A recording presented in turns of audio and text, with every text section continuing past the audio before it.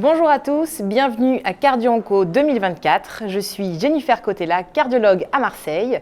Et aujourd'hui, j'ai le plaisir de recevoir Ludivine Couton, neurologue qui travaille avec moi à Marseille. Et on va discuter d'une situation bien particulière, d'un patient qui présenterait une élévation de troponine et des signes neurologiques sous immunothérapie. Alors première question, immunothérapie, qu'est-ce que ça veut dire ? Donc les immunothérapies, elles répondent aux traitements les checkpoint inhibiteurs.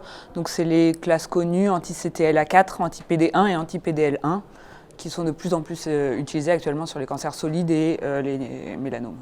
Les fameux ICI. ICI qu'on connaît bien maintenant, nous, cardiologues, puisque dans nos dernières recommandations, on sait que ces ICI, on le suit avec un dosage systématique de la troponine les 4 premiers cycles. Et donc effectivement, on a de plus en plus ce genre de situation avec une élévation de troponine. Mais là, c'est un cas encore un peu particulier parce que suite à cette élévation de troponine, certes, il faut penser à une myocardite, mais s'il y a des signes neurologiques, à quoi faut-il penser ? Alors c'est le triptyque des 3 M, myocardite, myasthénie, myosite.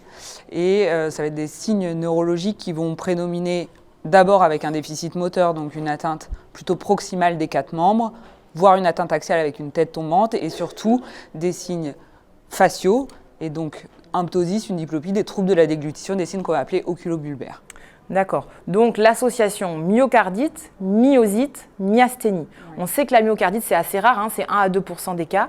L'association des 3, c'est plus fréquent, plus rare ? C'est encore plus rare, puisqu'on va avoir une 50aine de patients dans la cohorte sur les 5 dernières années en France, par contre toujours des patients très graves.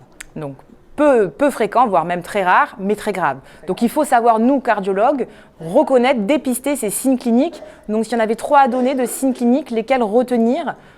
Déficit moteur, atteinte oculobulbaire, et après une gravité particulière si jamais il y a une atteinte respiratoire associée par insuffisance respiratoire neuromusculaire et donc un syndrome restrictif. Donc ce patient qui nous a adressé...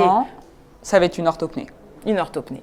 Adressé pour élévation de troponine, on le reçoit en service. Si on voit un œil qui tombe, la tête qui tombe, on commence à s'inquiéter. Ouais. Et en particulier, ce fameux patient qui a une orthopnée, alors qu'il n'a pas d'insuffisance cardiaque, il faut donc savoir penser au déficit des muscles respiratoires. Exactement.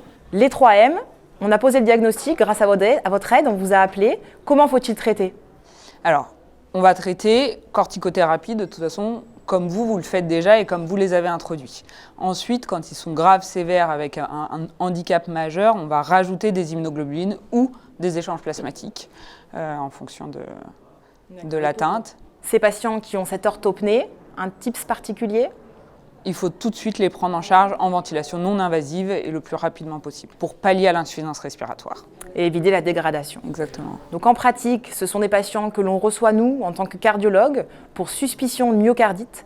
On sait que c'est rare, mais ça peut être associé. Donc quand il y a une élévation de troponine, bien sûr qu'on va faire toutes les explorations pour éliminer la myocardite, mais il faut savoir repérer les signes neurologiques, le ptosis, la tête qui tombe, l'orthopnée, le patient très dyspnéique alors qu'il n'y a pas d'insuffisance cardiaque. Exactement. Dans ces cas-là, faire appel au neurologue.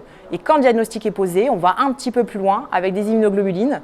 Et c'est vraiment donc quelque chose de transdisciplinaire. On appelle les réanimateurs si c'est nécessaire pour faire de la ventilation non invasive. Je me permettrai d'ajouter 2 choses. Du coup, surtout jamais d'oxygène à ces patients. Ça va les aggraver encore plus, ils vont être hypercapniques. Et ensuite, pour nous aider à notre diagnostic clinique, faire des CPK, vous les avez tout de suite. Et vous allez très vite avoir votre certitude diagnostique qui va se rajouter avec votre élévation de troponine. On n'a pas fini d'en apprendre sur les ICI et ses complications. C'est un vaste champ d'investigation. En tout cas, on retiendra qu'il faut rester vigilant sur ces signes cliniques. Merci Ludivine. Merci à vous.